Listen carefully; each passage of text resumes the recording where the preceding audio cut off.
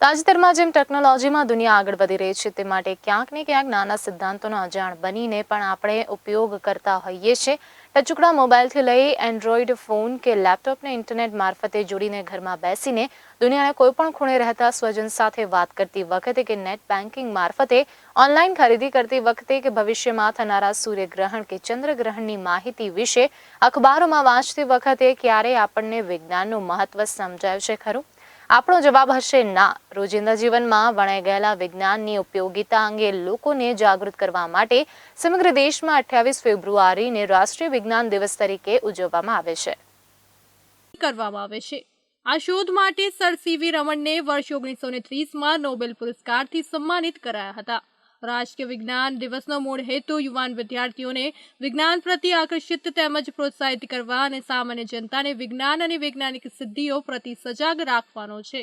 આ દિવસે બધી વિજ્ઞાન સંસ્થાઓ જેમ કે રાષ્ટ્રીય અને અન્ય વિજ્ઞાન પ્રયોગશાળાઓ, વિજ્ઞાન અકાદમીઓ, શાળા અને કોલેજ અને તાલીમ સંસ્થાઓ ખાતે વિવિધ વૈજ્ઞાનિક પ્રવૃત્તિઓ સાથે સંબંધિત કાર્યક્રમો હાથ ધરવામાં આવે છે।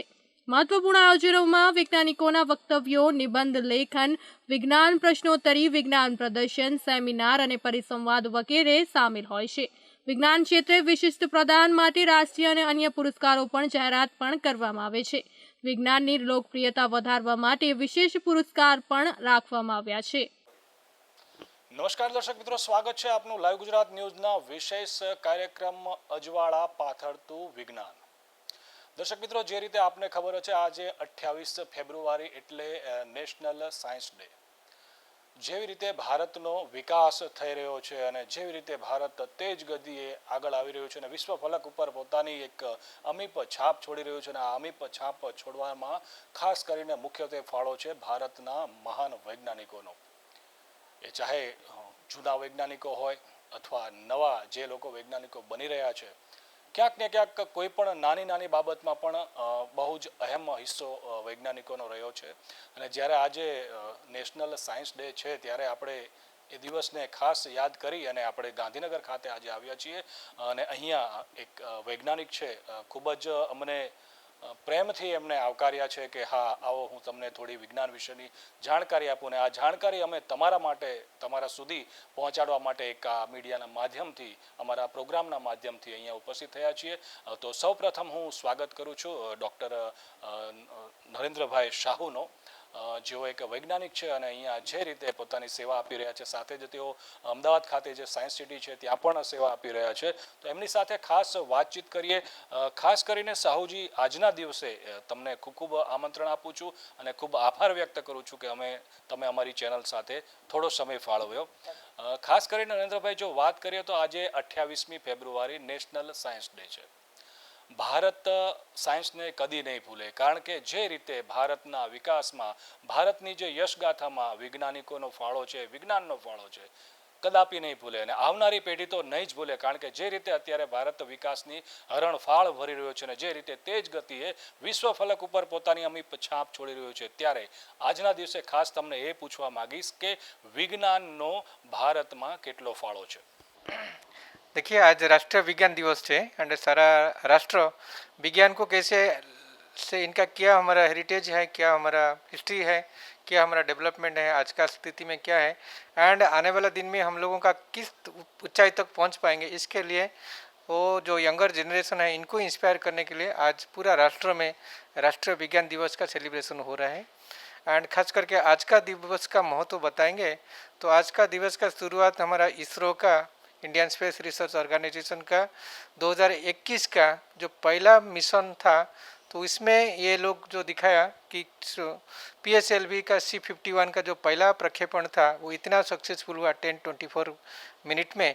तो एक साथ में वो 20 सैटेलाइट को लेकर के आज इनका वहाँ पे जो ऑर्बिट के ऊपर में इनको एस्टेब्लिश किया, ये कि और एक आशा एंड और एक विश्वास एंड और एक कॉन्फिडेंस पैदा किया।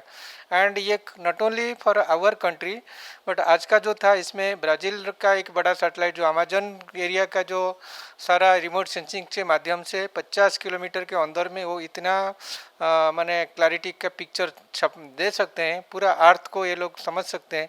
इस तरीके का तस्वीर देने वाला जो उपग्रह है इनको छोड़ने के लिए ब्राज़ील का ये सैटेलाइट हमारा इंडिया सैटेलाइट का हमारा रॉकेट्स में PSLV चांद से वो गया है। तो ये एक दुनिया के लिए एक मैसेज है, क्योंकि इंडियन का जो साइंस है, टेक्नोलॉजी है, जो स्पेस रिसर्च है, कितने हाइट पर हैं एंड लोगों के कितने आशा, विश्वास, श्रद्धा, ट्रस्ट, कॉन्फिडेंस को लिया हुआ है। હાલમાં કોરોના વાયરસે સમગ્ર વિશ્વને હચમચાવી નાખ્યું છે, ત્યારે કોરોના વાયરસને પારખવામાં રામન સ્પેક્ટ્રોસ્કોપી ઉપયોગી હોવાનું વૈજ્ઞાનિકોનું માનવું છે. આજથી 90 વર્ષ પહેલા વૈજ્ઞાનિક સીવી રામને કરેલી પ્રકાશના પરાવર્તન અને પ્રસરણ સંલગ્ન શોધ કોરોના વાયરસને સમજવામાં અને પારખવામાં કામે લાગી રહી છે, જેથી ઇન્ડિયન ઇન્સ્ટિટ્યૂટ ઓફ સાયન્સ બેંગ્લોરના વૈજ્ઞાનિકોની ટીમ પોર્ટેબલ રામન સ્પેક્ટ્રોમીટર વિકસાવી રહ્યા છે, જે કોરોના દર્દીના બ્લડ પ્લાઝમામાં ઉત્પન્ન બાયોમાર્ક્સની ભાળ મેળવશે, જે કોવિડ અને નોન કોવિડ વ્યક્તિના બ્લડ પ્લાઝમા વચ્ચેનો ભેદ ઓળખવામાં મદદ કરે છે. હાલ આ ઉપકરણ ટ્રાયલ ફેઝમાં છે, જે ભોપાલ એમ્સના સહયોગથી IISc દ્વારા તૈયાર થયું છે. સાયન્ટિફિક એજ્યુકેશન રિસર્ચ બોર્ડ દ્વારા નાણાં ભંડોળ મળવાથી પૂરતા પરીક્ષણો અને એથિકલ કમિટીની મંજૂરી બાદ આ ઉપકરણ જાહેર આરોગ્ય ક્ષેત્રે ઉપયોગ માટે લાવવામાં આવશે. ઇન્ડિયન ઇન્સ્ટિટ્યૂટ ઓફ સાયન્સ બેંગ્લોરના ડોક્ટર તરુ વર્માના જણાવ્યા અનુસાર જ્યારે કોઈ વાયરસ માનવ શરીરમાં પ્રવેશે ત્યારે તેના પ્રતિકાર માટે રક્તમાં એન્ટીબોડીઝ જન્મે છે. બ્લડ પ્લાઝમાના સેમ્પલની રામન સ્પેક્ટ્રોસ્કોપી કરાતા તે સંક્રમણની પુષ્ટિ કરી આપે છે. ખાસ કરીને સાહુ સર, વાત જ્યારે કરવામાં આવે તો મુખ્ય ટોચના વૈજ્ઞાનિકો છે, જેવી રીતે સીવી રામન હતા, સાથે જ આપણા ગુજરાતના વિક્રમભાઈ સારાભાઈ હતા. ખાસ કરીને વાત અત્યારે એ કરવામાં આવે કે જ્યારે APJ અબ્દુલ કલામ હતા, ભારતીય વિજ્ઞાનમાં કહેવાય છે કે એમને પોતાનો પરસેવો નીચોડી દીધો હતો, આજીવન પોતાનું જીવન સમર્પિત કરી દીધું હતું. અને ખાસ કરીને જ્યારે ભારતવાસીઓની વાત આવે ને ખાસ કરીને જ્યારે ભારતના માન સન્માનની વાત આવે, એમાં સેના હોય કે ઉપગ્રહ લોન્ચ કરવાનો હોય, એની અંદર પોતાની એક જાન રેડી દીધી હતી. અત્યારે ખાસ જો વાત આપણે કરીએ સાહુજી, તો જે રીતે ભારતીય સૈનિકો માટે જે રીતે ગાઈડેડ મિસાઇલો અને સફળ પ્રક્ષેપણ જે બધા થઈ રહ્યા છે, એમાં પણ ક્યાંક ને ક્યાંક વૈજ્ઞાનિકોનો મહત્વપૂર્ણ ભાગ હોય છે. સાથે જ આપણે જે વાત કરી આજે ઈસરો ઉપરથી જે એક ઉપગ્રહ લોન્ચ કરવામાં આવ્યો, વિદેશનો પણ એક ઉપગ્રહ આપણે લોન્ચ કર્યો છે, તો આ જે આપણે અત્યારે જે સફળતાની ટોચ ઉપર પહોંચ્યા છીએ, ખાસ કરીને સફળતા માટે શું કરવું જોઈએ આવનારી પેઢીને? देखिए, विज्ञान जो है ये एक हमारा सफलता का एक मैंने की तरीके से हो सकता है, की एलिमेंट होता है। जैसे वो सारा लॉक का एक की होता है, तो सारा प्रॉब्लम का एक की होता है, चाबी होता है। जो चाबी का जो टूल होता है, टूल एंड टेक्निक्स वो विज्ञान देता है। विज्ञान मूलभूत तरीके से वो रिसर्च के वो प्रॉब्लम को समझता है, इनका सॉल्यूशन को निकालता है। इनका जो एप्लीकेशन होता है वो टेक्नोलॉजी होता है। तो science is the base and technology is the application. ये साइंस को समझने के लिए इनको पूरा स्टडी करके इनका रिसर्च, इनका जो फाइंडिंग तक पहुंचने के लिए ये क्या अध्यवसाय है, जैसे कि तपस्या होता है। जैसे मुनि ऋषि जैसे लोग हम लोग सोचते थे, उसी जमान में एक जगह में कंसंट्रेशन को बढ़ार करके एक माने एकाग्रता के साथ ये लोग इसी को एक जैसे जप करते थे, प्रेयर करते थे, वो ध्यान करते थे। इस तरीके से कोई भी साइंस का प्रॉब्लम को आप इसी तरीके से कंसंट्रेटेड एंड डेडिकेशन से करेंगे तो ये प्रॉब्लम एक अपॉर्चुनिटी हो जाएगा एंड अपॉर्चुनिटी में काफ़ी इनका वे आउट निकलेगा, अच्छा अच्छा अलग अलग तरीका निकलेगा। तो इसी तरीके से देखेंगे तो हमारा जो विक्रम साराभाई से शुरू करके इनके पहले सीवी रमन जो थे, तो साइंस डे का शुरुआत तो उसी तरीके से हुआ था, क्योंकि आज का दिन में 1928 मसीहा में जो हमारा डॉक्टर सीवी रमन थे, वो एक दूसरा एडमिनिस्ट्रेटिव जॉब किया था एंड वो दिन में जॉब होता था, रात में आकर के एक छोटा सा बंगाल के कोलकाता का एक शहर में एक छोटा सा रेंटेड हाउस में रहते थे एंड वो थेटेड हाउस टाइप का था। तो इसके अंदर में कुछ इनका बाम्बू का छोटा छोटा ये करके वो के स्पेक्ट्रोफोटोमीटर बनाए थे एंड इसमें वो शोध किया था कि वो रमन स्पेक्ट्रा, रमन इफेक्ट, जिसमें जो मूलभूत में आप देखेंगे और वैसे सिंप्लीफाई में इनको देखेंगे, जो हम लोग जो बाहर से दिखते हैं कि आसमान ब्लू दिखता है और दरिया का पानी ब्लू कलर का दिखता है, वो क्यों ब्लू कलर का दिखता है?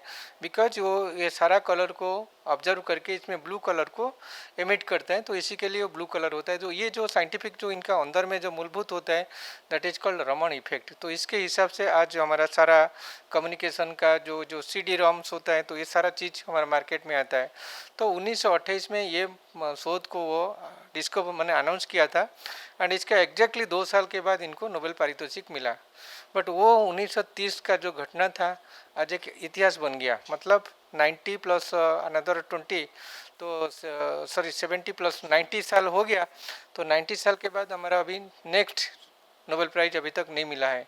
इसके अंदर में हम लोग स्वाधीन हो गया है, हमारे पास इतना इंफ्रास्ट्रक्चर डेवलपमेंट हो गया, बट हम लोगों का पास इस तरीके का कोई नोबेल पारितोषिक तरीके का कोई रिकॉग्निशन नहीं आया। तो इसी के लिए नोबेल पारितोषिक is not all that make the sense that आपका सारा इतना हो जाएगा, बट फिर भी ये कि वर्ल्ड लेवल में एक रिकॉग्निशन होता है। तो इसी तरीके से हमारा साइंस को उतना ऊंचाई तक लेने के लिए एंड आने वाले जो बच्चे मैंने ये हैं, हमारा यंगर जनरेशन है, इनको प्रेरणा देने के लिए तो 1987 से भारत सरकार का विज्ञान और प्रौद्योगिकी विभाग वो राष्ट्रीय विज्ञान दिवस सेलिब्रेशन का योजना बनाया एंड उसी दिन से बन जाता है। तो ये साल का जो थीम रखा हुआ है साइंस टेक्नोलॉजी एंड इनोवेशन इनका in education skill and work, तो ये इनका कैसा ट्रेनिंग होगा, कैसे हमारा स्किल बढ़ेगा, इनको कैसे तरीके से नया वर्क कार्य दक्ष बन सकते हैं। तो ये सारा चीज़ को मिला करके ये साल का आज का विज्ञान दिवस का थीम बना गया हुआ है एंड इसी तरीके से हम लोग पूरा आखा हमारा राज्य में अलग अलग जो कम्युनिटी साइंस सेंटर है जो डिस्ट्रिक्ट हेडक्वार्टर में एंड हमारा जो स्टेट एस&टी काउंसिल है अलग अलग स्टेट में, तो इनके माध्यम से हम लोग इनका पूरा अच्छा तरीके से सेलिब्रेट कर रहे हैं। બ્લડ સેમ્પલની એક મોલિક્યુલ ફિંગરપ્રિન્ટ તૈયાર થાય છે, જેને રામન સ્પેક્ટા પણ કહે છે. સેંકડો સેમ્પલોનો ડેટાબેઝ સ્ટોર થયા બાદ રામન સ્પેક્ટ્રોમીટર આર્ટિફિશિયલ ઇન્ટેલિજન્સ અને મશીન લર્નિંગની મદદથી સેમ્પલ ચકાસવામાં ઝડપી અને અસરકારક બને છે. ડોક્ટર તરુએ જણાવ્યું કે આ ઉપકરણ કોરોના વાયરસ ઉપરાંત સ્વાઇન ફ્લૂ અને ઇન્ફ્લુએન્ઝા જેવા રેસ્પિરેટરી ડિસીઝ વાયરસના ડિટેક્શન માટે કામે લાગી શકે છે. દર્દીને સ્પેપ્સી થયાના કિસ્સામાં આ ઉપકરણ 95% એફિશિયન્ટ રિઝલ્ટ આપે છે. તેમજ શરીરમાં કોવિડની પ્રારંભિક અવસ્થા દરમિયાન આ ઉપકરણની એફિશિયન્સીનું મૂલ્યાંકન ચાલુ છે, જે લઘુત્તમ 90% રહેવાનો અંદાજ છે. પોર્ટેબલ રામન સ્પેક્ટ્રોમીટર માસ ટેસ્ટિંગ માટે રેપિડ એન્ટીજન ટેસ્ટ, એક્સરે અને લંગ સીટી સ્કેન કરતાં વધુ નિર્ણાયક અને સચોટ સાબિત થઈ શકે છે. આ પ્રોજેક્ટના મુખ્ય સંશોધનકર્તા બાયોકેમિસ્ટ્રી પ્રોફેસર દીપાંકર નંદી અને સ્પેક્ટ્રોસ્કોપી તજજ્ઞ પ્રોફેસર ઉમાપતિ છે. સીવી રામને પ્રકાશના ક્ષેત્રે કરેલી પાયાની શોધ રામન ઇફેક્ટ સમયની સાથે વધુ પ્રાસંગિક અને પ્રભાવક બનતી જાય છે. વિજ્ઞાનની કોઈ એવી પેટા શાખા નથી જ્યાં રામન ઇફેક્ટનો ઉપયોગ ન હોય. ઉર્જા, cosmetics, pharma, forensic, nanotechnology, biology, geology અને સેમિકન્ડક્ટર જેવા માનવ જીવનના 20થી વધુ ક્ષેત્રોમાં રામન ઇફેક્ટ ખૂબ જ ઉપયોગી છે. ભારતના ચંદ્રયાને ચંદ્ર પર પાણી શોધ્યું તેની પાછળ પણ રામન સ્પેક્ટ્રોસ્કોપી જવાબદાર છે. એટલે જ રોજિંદા જીવનમાં વણાઈ ગયેલા વિજ્ઞાનની ઉપયોગિતા અંગે લોકોને જાગૃત કરવા માટે સમગ્ર દેશમાં 28 ફેબ્રુઆરીને રાષ્ટ્રીય વિજ્ઞાન દિવસ તરીકે ઉજવવામાં આવે છે. સૌ સર ખાસ કરીને વાત કરવામાં આવે તો ઘણા લોકોને એવો પણ પ્રશ્ન થાય છે કે એક વૈજ્ઞાનિક હોય અથવા કોઈ રિસર્ચ કરતું હોય એનું જે જીવન હોય છે અથવા એનું જે સંસાર હોય છે એ ક્યાંક ને ક્યાંક અટપટો હોય છે. તો ખાસ આ વસ્તુ તમને પૂછવા માંગુ છું, તમે જે રીતે રિસર્ચ કરી રહ્યા છો, જે રીતે એક વૈજ્ઞાનિક છો, તો તમે જ્યારે રિસર્ચ કરતા હોય છો ત્યારે તમારા ઘરનો માહોલ કેવો રહેતો હોય છે? देखिए, ये तो एक साइंटिफिक कैरियर बनाना है एंड एक पूरा डीप रिसर्च करना है, आपको तो पूरा डेडिकेशन देना ही है। तो इसी हिसाब से आपका फैमिली लाइफ, आपका ऑफिस लाइफ, आपका लव लाइफ ये कल्चर हो जाता है। तो ये 24 आवर आपको जहाँ जाना है, आप खाना खाना है, आप बात करते हैं, अभी कोई टीवी देखता है, बट आपका अंदर में वही शोध, वही रिसर्च, वही चक्कर करते रहेंगे। तो इसी तरीके के जब आपको कोई दूसरा चीज़ में भी आपका काम दिखना होता है तो that shows that you are a great scientist and your work is suppose to coming to a giving a great result. Otherwise हम लोग just for sake of work में हम लोग काम करते हैं, यहाँ पे छोड़ करके फिर हम लोग कोई पिकनिक चला गया, कोई दूसरा जगह चला गया, वो काम को भूल गया, तो इसमें नाइदर साइंस का कुछ आगे बढ़ेगा, नाइदर वो पर्सन का कोई कैरियर में कुछ बढ़ेगा। तो इसी तरीके से साइंस को लेंगे तो हम लोग कोई किनारा का नहीं हो सकता है। तो इसी के लिए आज के जो यंगर जनरेशन होते हैं, जैसे हम लोग 1 साल के अंदर में कोई कोरोना का जैसा भयंकर रूप देखा, इनके क्या क्या इफेक्ट होता है सोसाइटी में हम लोग देखा, स्कूल बंद है, कॉलेज बंद है, फैक्ट्री बंद है, इकोनॉमिक बंद है, तो फिर भी हमको ज़िंदगी लेना ही है, आगे बढ़ाना है हमारा जनरेशन को, हमारा सोसाइटी को, हमारा स्टेट को। तो इसी के लिए हमारा जो ऑनरेबल प्राइम मिनिस्टर्स जो मैसेज दिया है कि हमको आत्मनिर्भर बनना पड़ेगा, आत्मनिर्भर भारत बनाने के लिए हमको कुछ ड्यूटी निभाना पड़ेगा। इसके लिए हम लोग सारा को एक साइंटिफिक एटीट्यूड डेवलप करना है। हम लोग नहीं बताएंगे कि आपको ज़बरदस्त साइंस पढ़ना है और ये फार्मूला को याद करना है और आपको करना ही है। आप इसको छोड़कर जो साइंस में जो सत्यता है इतना तक आप करके जो कि क्वेश्चनरी का जो पूछेंगे, ये क्यों खाना खाना है, इसमें क्या होगा, आपको क्यों मास्क पहनना है, आपको क्यों हैंड सैनिटाइजेशन बार बार करना ही होता है, ये सारा चीज़ का सपोज आप जो मूलभूत रहस्य आप समझ जाएंगे तो एक साइंटिस्ट आपके अंदर में उभा हो जाएगा, पैदा होगा। तो ये जो साइंटिफिक जो एटीट्यूड होगा ये आपको बताएंगे। उधर आपके एक लॉयर होंगे और आपके एक पोएट होंगे और एक नॉवेलिस्ट होंगे और एक फिल्म मेकर होंगे और एक रिपोर्टर होंगे।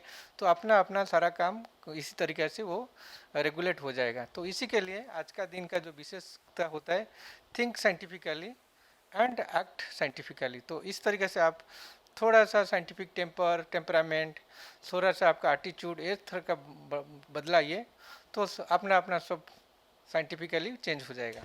જી સાહેબ સર, ખાસ એ જ વાત આપણે જે કહેવાની હતી કે તમે જે રીતના આજના જે યુવાનો છે જે આ અત્યારે રિસર્ચ કરી રહ્યા છે અને આગળના દિવસોમાં વૈજ્ઞાનિક બનશે એવી પણ આપણે આશા રાખીએ છીએ, ત્યારે મુદ્દો મારો જે પ્રશ્ન હતો એ છે કે તમે જે પ્રથમ લેવલથી માંડીને આ લેવલ સુધી પહોંચ્યા છો અને જે તમે સંઘર્ષ કર્યો છે અને આ લેવલ સુધી પહોંચ્યા છો, ત્યારે આજના દિવસે તમે જે યુવાનો હવે થનગની રહ્યા છે, જે રિસર્ચર બનવા, વૈજ્ઞાનિકો બનવા, એમને શું સંદેશ આપશો? देखिए साइंस बहुत बड़ा, साइंस के बहुत बड़ा साइंस का रोल है। साइंस इज इन्वाइटिंग एवरीडे, सबको भी इसमें रस लेना है। जो ज़्यादा रस लेंगे वो साइंटिस्ट बन जाएंगे, हार्डकोर बोलते हैं। जो कम रस लेंगे बट साइंटिफिक एटीट्यूड डेवलप करेंगे वो भी इनका लेवल में वो सक्सेसफुल हो सकता है। तो आज के लिए सपोज भारत सरकार हो और राज्य सरकार हो, हमारा साइंस टेक्नोलॉजी एंड इनोवेशन को बढ़ावा देने के लिए काफ़ी स्कीम्स हैं। हमारा गुजकोस्ट के माध्यम से हम लोग रिसर्च सपोर्ट ग्रांट देते हैं। हमारा कोई भी प्रपोजल लेकर के आएंगे, कोई फैकल्टी होता है, कोई प्रोफेसर होता है, कोई रिसर्चर होता है, इवन कोई यंग रिसर्चर होता है पीएचडी करने के बाद, ये लोगों का जो प्रपोजल आता है हम लोग इनको फाइनेंशियल सपोर्ट करते हैं। 2-3 साल में वो रिसर्च कंप्लीट कर देते हैं। तो इनका हिसाब से इनको जो साइंटिफिक जो ट्रेनिंग जो होता है ऑटोमेटिकली हो जाता है, तो फिर बड़ा बिगर प्रॉब्लम को सॉल्व करता है। तो आज का दिन का वही होता है क्योंकि science is inviting and there is a lots of potential is there. तो हमको आगे बढ़ना है साइंस को लेकर के। इसके लिए साइंटिफिकली सोच करके, साइंटिफिक वे में, साइंटिफिक मेथोडोलॉजी को साथ में लेकर के हम लोगों को नया नया प्रॉब्लम, नया नया चैलेंज का फेस करना पड़ेगा एंड इनका सोल्यूशन को निकालना पड़ेगा। ખૂબ ખૂબ આભાર ડૉક્ટર સાહુજી. ખાસ યુવાનોને જણાવવાનું આજના દિવસે જે રીતે ડૉક્ટર સાહુજીએ સંદેશ આપ્યો છે કે જે રીતે યુવાનો વિજ્ઞાનને અપનાવી રહ્યા છે અને નવી નવી રિસર્ચ કરી અને ખોજ કરી રહ્યા છે અને આવનારા દિવસોનું ભવિષ્ય બનાવી રહ્યા છે, તો આવી જ ઉજ્જવળ ભવિષ્ય ભારતનું હંમેશા રહે અને ભારતના વૈજ્ઞાનિકોનો ઝંડો તમામ દેશ અને દુનિયામાં વાગે, એવી જ આશા સાથે ફરી આપણે એક વખત હાજર થઈશું. કેમેરામેન સંકેત દાબેકર સાથે હરેશ ગજ્જર, લાઈવ ગુજરાત ન્યૂઝ, અમદાવાદ.